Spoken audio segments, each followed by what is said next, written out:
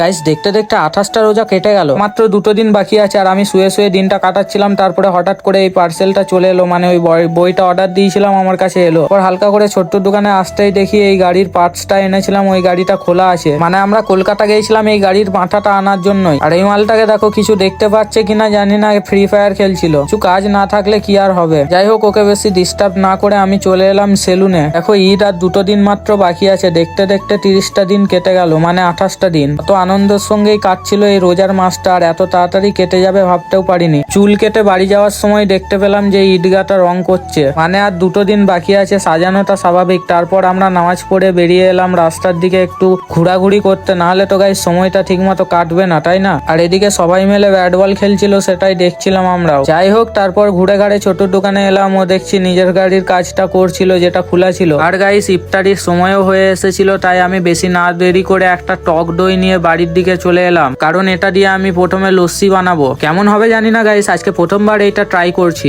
প্রথমে 2টো দই পুরো দিয়ে দিলাম, তারপর হালকা করে এখানে চিনি দিতে হবে। আর হ্যাঁ, রোজা তো এত তাড়াতাড়ি কেটে গেল, তোমাদেরও রোজা কেমন কাটলো অবশ্যই কমেন্টে জানিও। হালকা করে চিনি আর 1 চামচ বিট নুন দিয়ে দিলাম। আর গাইস পরিমাণ মতো হালকা করে পানি দিতে হবে। জানি না কেমন হবে, প্রথমবার ট্রাই করলাম। আর আমাদের লস্যি রেডি। যাই হোক, ইফতারের সময় হয়ে গেছে, এখন আমি ইফতার করি। তোমরাও ইফতার করো। আবার দেখা হচ্ছে 29 নাম্বার রোজায়।